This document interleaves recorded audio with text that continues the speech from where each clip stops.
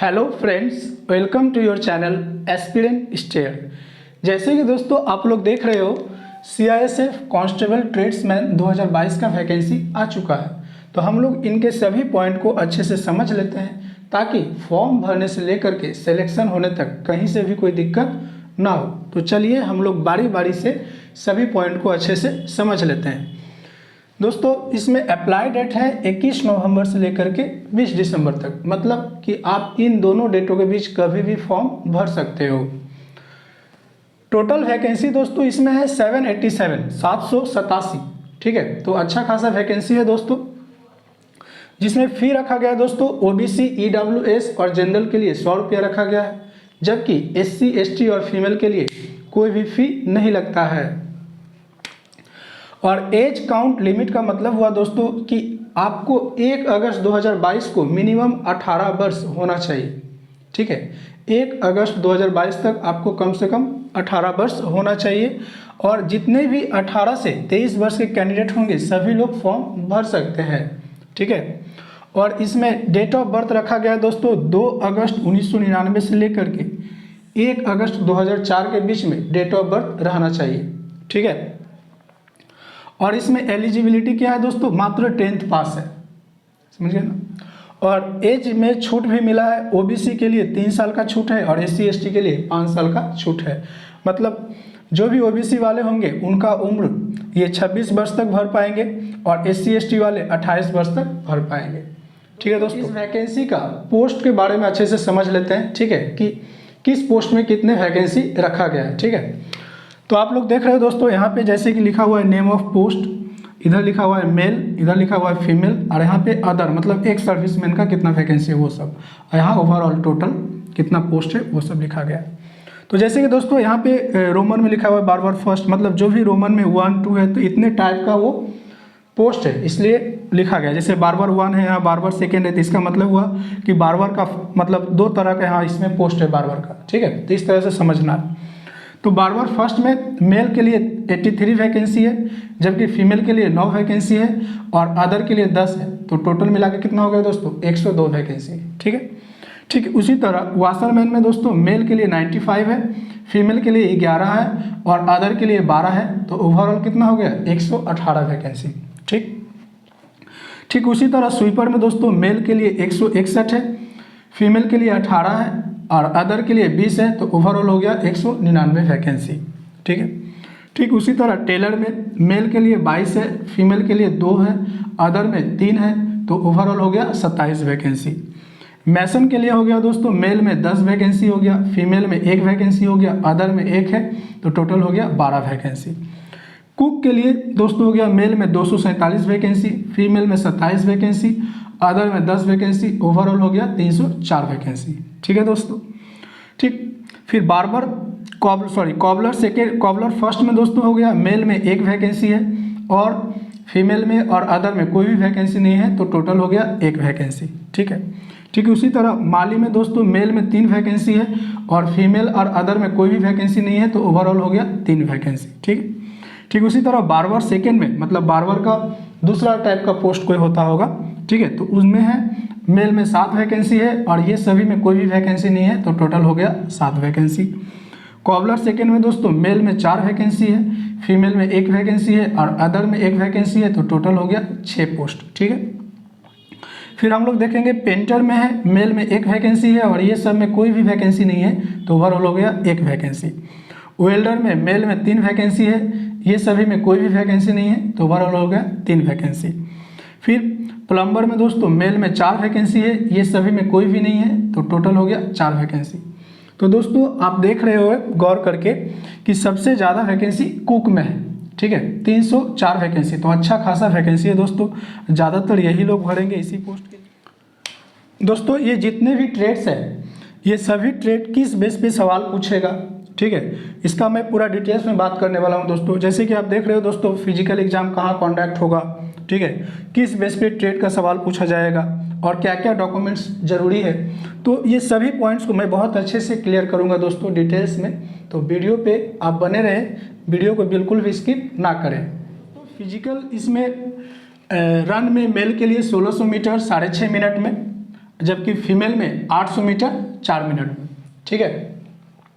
और हाइट इसमें चाहिए दोस्तों 170 सेंटीमीटर, ठीक है, सभी कैटेगरी के लिए, बशर्ते एसटी को सिर्फ चाहिए 162.5, ठीक है, ठीक। जबकि फीमेल में 157 सेंटीमीटर चाहिए हाइट, और एसटी को सिर्फ 150 सेंटीमीटर होने से ही हो जाएगा, ठीक है। और चेस्ट 80 से 85 सेंटीमीटर चाहिए, और एसटी को 76 से लेकर के 81 सेंटीमीटर तक होना चाहिए। फीमेल में कोई चेस्ट का नहीं लगता है, ठीक है। इसमें सिलेक्शन प्रोसेस है दोस्तों, पहले आपका फिजिकल एग्जाम होगा, फिर आपका डॉक्यूमेंट वेरिफिकेशन होगा, फिर आपका ट्रेड टेस्ट होगा दोस्तों, ठीक है, फिर उसके बाद आपका रिटन होगा, फिर मेडिकल हो जाएगा। तो इस तरह से दोस्तों सिलेक्शन प्रोसेस है इसमें। दोस्तों अब सिलेबस को अच्छे से हम लोग समझ लेते हैं। मैथ में दोस्तों 25 क्वेश्चन रहेगा, रीजनिंग में 25 क्वेश्चन रहेगा, जीके जीएस में 25 क्वेश्चन रहेगा। या तो आप हिंदी लीजिए या इंग्लिश लीजिए, दोनों में से कोई एक लीजिए, 25 सवाल रहेंगे। तो दोस्तों टोटल क्वेश्चन 100 बन जाते हैं, और टोटल मार्क्स भी 100 बन जाते हैं, और समय भी 2 घंटा इसमें दिया जाता है दोस्तों, और इसमें कोई भी निगेटिव मार्किंग नहीं है। तो इसमें खास बात यह है दोस्तों कि समय भी 2 घंटा मिलता है, और निगेटिव भी कोई नहीं है। तो क्या करेंगे, सभी क्वेश्चन को आप लोग अटेम्प्ट कर लेंगे दोस्तों, ठीक है। और दोस्तों इसमें सैलरी जो है 21,700 से लेकर दोस्तों 69,100 रुपया तक सैलरी रहता है। तो दोस्तों अच्छा खासा सैलरी है, और दोस्तों एग्ज़ाम में भी कोई उतना वेटेज नहीं है दोस्तों। इसका जो क्वेश्चन होता है दोस्तों बहुत ही आसान होता है, बहुत ही मतलब जीडी जैसा ही क्वेश्चन होता है दोस्तों, इससे भी आसान होता है।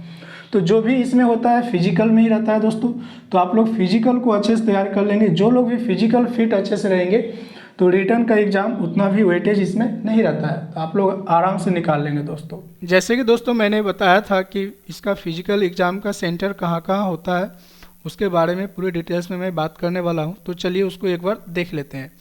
जैसे कि दोस्तों आप देख रहे हो, नॉर्दर्न सेक्टर का जो एग्ज़ाम सेंटर होता है वो चंडीगढ़, हरियाणा, हिमाचल प्रदेश, जम्मू एंड कश्मीर, लद्दाख, पंजाब और राजस्थान। और एनसीआर सेक्टर का होता है दोस्तों Delhi, Uttar Pradesh and Uttarakhand. Western sector का Dadra and Nagar Haveli and Daman Diu, Goa, Gujarat and Maharashtra. Central sector का छत्तीसगढ़ और मध्य प्रदेश में होता है। ईस्टर्न सेक्टर का बिहार और झारखंड। साउथर्न सेक्टर का Andhra Pradesh, Karnataka, Kerala, Lakshadweep, Puducherry, Tamil Nadu and Telangana. South eastern sector का Andaman and Nicobar island, Sikkim, Orissa and West Bengal. Northern sector का अरुणाचल प्रदेश, असम, मणिपुर, मेघालय, मिजोरम, नागालैंड एंड त्रिपुरा। तो दोस्तों आप लोग अपने हिसाब से ये सब देख लीजिएगा, ठीक है। तो ये रहा आपका पूरा डिटेल्स एग्जाम सेंटर का, ठीक है। चलिए दोस्तों अब ट्रेड टेस्ट के बारे में समझ लेते हैं। इसमें किस तरह से सवाल पूछा जाता है ये भी हम लोग देख लेंगे दोस्तों। तो मेनली दोस्तों ट्रेड टेस्ट में ट्रेड से रिलेटेड जो काम होता है वही पूछा जाता है, बेसिक सवाल।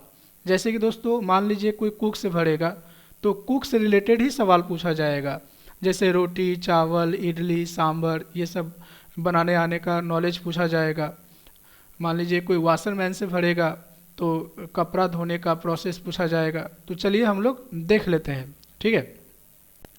जैसे दोस्तों अगर कोई कुक से भरेंगे तो उनको ये सब सवाल पूछा जाएगा, cooking of chapati and rice, फिर cooking of vegetable, dal, sambar, idli, ETC, cooking of meat, fish, egg, kheer, ठीक है। कॉबलर से कोई भरेंगे दोस्तों तो polishing of shoes, handling of tools, cutting of leather, repair and stitching of shoes, ठीक है। टेलर से कोई भरेंगे तो taking measurement of personal, cutting of clothes, stitching of uniforms, ठीक है। बार्बर से भरेंगे तो handling of tools, hair cutting, shaving. तो दोस्तों ये सब है, देख लीजिए आप, ठीक है, समझ गए ना। तो यही सब दोस्तों पूछा जाएगा जो बेसिक नॉलेज है। याद रखिएगा दोस्तों ये सब नंबर जुटेगा नहीं, ठीक है, ये जस्ट क्वालिफाइंग नेचर है, बस आपको पास करना है और इसमें कोई भी फेल नहीं होता है दोस्तों। तो इसमें ज़्यादा ध्यान नहीं देना है, आप जो ये सब हम लोग घर में ये सब काम जानते ही हैं, ठीक है। तो इसमें सभी लोग पास हो जाएंगे, ठीक है। मेन जो नंबर जुड़ता है वो जो सीवीटी एग्ज़ाम होता है, ठीक है, तो उसमें इसके मतलब ट्रेड टेस्ट के बाद जो एग्ज़ाम होगा उसमें अधिक से अधिक नंबर लाने का कोशिश करेंगे, ठीक है। वो सब नंबर मेरिट लिस्ट में जुड़ता है। तो आप लोग ये सब देख लीजिए। ट्रेड टेस्ट के बाद आता है आपका रिटन टेस्ट, ठीक है, जो सीबीटी जिसको हम लोग बोलते हैं, ठीक है। अब ये जो एग्ज़ाम होगा दोस्तों, ये आपका ऑफलाइन भी हो सकता है और ऑनलाइन भी हो सकता है, क्योंकि यहाँ लिखा हुआ है रिटन एग्जामिनेशन अंडर ओएमआर और कंप्यूटर बेस्ड टेस्ट। तो दोनों में से किसी में होगा, ऑफलाइन भी हो सकता है, ऑनलाइन भी हो सकता है। वैसे अभी तक जितने भी एग्ज़ाम हुए हैं इसका ऑफलाइन ही हुए हैं, तो अधिक से अधिक चांस है कि ऑफलाइन ही होगा। खैर फ़र्क नहीं पड़ता है चाहे ऑफलाइन ले या ऑनलाइन ले, ठीक है। लेकिन कन्फ्यूजन यहाँ होता है दोस्तों, जैसे कि यहाँ पे लिखा हुआ है कि minimum percentage of marks of qualifying for next stage will be as under 35%। मतलब कह रहा है कि 35% लाओगे तो क्वालिफाई कर जाओगे। अब इस 35% से ही जरूरी नहीं कि आप मेरिट लिस्ट में ही आ जाओगे। मेरिट लिस्ट आने के लिए आपको अधिक से अधिक नंबर लाना पड़ेगा दोस्तों, ठीक है। तो इस कन्फ्यूजन में मत रहिए कि 100 में 35 सवाल ही कर देंगे तो मेरा नंबर मतलब हम पास कर जाएंगे, ये कोई ज़रूरी नहीं है दोस्तों। आप 35 नंबर लाकर पास नहीं कर पाओगे, आपको इसमें अधिक से अधिक नंबर लाना होगा, क्योंकि मेरिट आपका यही नंबर बनाने वाला है, ठीक है। ट्रेड टेस्ट का नंबर एक भी नंबर नहीं जुटने वाला है, जस्ट वो क्वालिफाई था, और इसमें आपको अधिक से अधिक नंबर लाना पड़ेगा, ये आप ख्याल रखेंगे, ठीक है। तो आप इसी अनुसार उसमें अटेम्प्ट करेंगे, और इसमें कोई भी नेगेटिव मार्किंग नहीं है दोस्तों, आपको पता ही है। तो सभी क्वेश्चन अटेम्प्ट कर देंगे, ठीक है दोस्तों, और इसमें अधिक से अधिक नंबर लाने का प्रयास करेंगे। दोस्तों मैंने ये पॉइंट भी क्लियर कर दिया, ये पॉइंट भी क्लियर कर दिया, बस अब ये पॉइंट बाकी रहा डॉक्यूमेंट वेरिफिकेशन का। तो दोस्तों डॉक्यूमेंट वेरिफिकेशन में आपको जितना भी आप डॉक्यूमेंट्स लेके जाएंगे दोस्तों, सभी का आपका जेरोक्स भी ले जाना पड़ेगा और ओरिजिनल भी ले जाना पड़ेगा, क्योंकि ओरिजिनल डॉक्यूमेंट से वो वेरीफाई करते हैं, ठीक है। तो इसमें क्या क्या लगेगा दोस्तों, 10th का मार्कशीट लगेगा, एडमिट कार्ड लगेगा, ठीक है। अगर आप SC ST या OBC से भरे होंगे तो उसका सर्टिफिकेट लगेगा, और अगर आप स्पेशल जगह से कहीं बिलोंग्स कर रहे हैं तो वहाँ का डोमिसाइल लगेगा, ठीक है, और 5-6 पासपोर्ट साइज का फ़ोटो लगेगा। बस इतना ही DV है। ओवरऑल दोस्तों मैं सभी पॉइंट को क्लियर कर दिया हूँ, आशा करता हूँ आपको समझ में आया भी होगा, ठीक है। फिर भी अगर कोई डाउट रह गया हो तो आप मुझे कमेंट कर देंगे, मैं उस डाउट को क्लियर करने की कोशिश करूँगा। दोस्तों इसी तरह सभी जॉब्स की अपडेट पाने के लिए चैनल को सब्सक्राइब कर लें और बेल आइकन को भी प्रेस कर दें। जय हिंद, जय भारत।